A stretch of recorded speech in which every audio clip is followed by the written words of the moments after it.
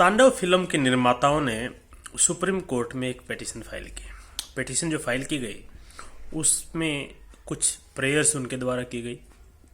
सबसे महत्वपूर्ण जो प्रेयर थी वो ये थी कि उनके खिलाफ जो कंप्लेंट्स की गई हैं और जो मल्टीपल एफआईआर हुई हैं उन सब को सुप्रीम कोर्ट क्वैश कर दें। इसके बाद ये भी उसमें प्रेयर की गई थी कि जितने भी मामले हैं उनमें से किसी में भी जो तांडव फिल्म के निर्माता हैं और उसके जो अभिनेता हैं उन पर कोई कोएर्सिव एक्शन ना किया जाए, यानी कि उन पर कोई इस तरह की कार्रवाई ना की जाए जिस तरह से उनको अरेस्ट करना और इस तरह की बातें।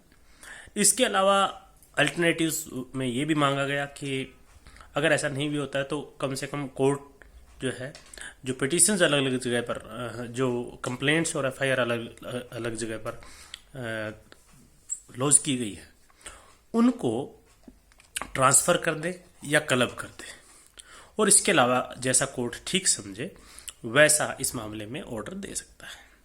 इस मामले में बड़े बड़े एडवोकेट अपीयर हुए, जैसे कि senior advocate Fali Nariman, former attorney general Mukul Rohatgi.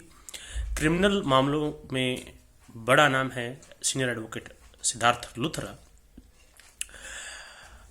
तो इसमें एक पूरी फौज थी एडवोकेट्स की, और ये जो सुनवाई है कल 27 जनवरी को सुप्रीम कोर्ट में हुई थी।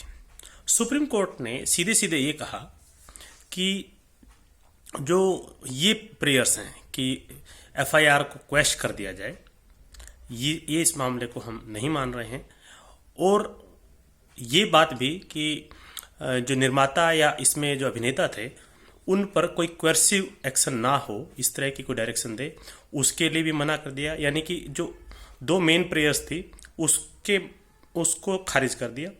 ये कहा गया हाँ, हम ये मान सकते हैं कि जो पिटीशंस को क्लब करने का या ट्रांसफ़र करने का, एफआईआर एक जगह पे सारे केसेस एक जगह पे ट्रांसफ़र किए जाए, वो हम समझते हैं और इस मामले में नोटिस इशू कर रहे हैं। इस पर्टिकुलर एस्पेक्ट पर आगे इस मामले में जो है सुनवाई होगी। सुप्रीम कोर्ट ने ये भी कहा कि अगर चाहें तो जो निर्माता है और जो अभिनेता है वो बेल के लिए जो भी अप्रोप्रिएट कोर्ट है या अप्रोप्रिएट फोरम है वहाँ पहुँच सकते हैं। जबकि आप सबने सुना होगा जो ओरल आर्ग्यूमेंट हुई हैं कोर्ट में, और उसमें यही कहा गया था कि असल में जब भी इस तरह की बात आती है तो जो फिल्म बनाने वाले, वेब सीरीज़ बनाने वाले या जो भी लोग होते हैं वो व्यक्ति की आज़ादी की बात करते हैं, जो कि संविधान के अनुच्छेद 19(1)(a) में है।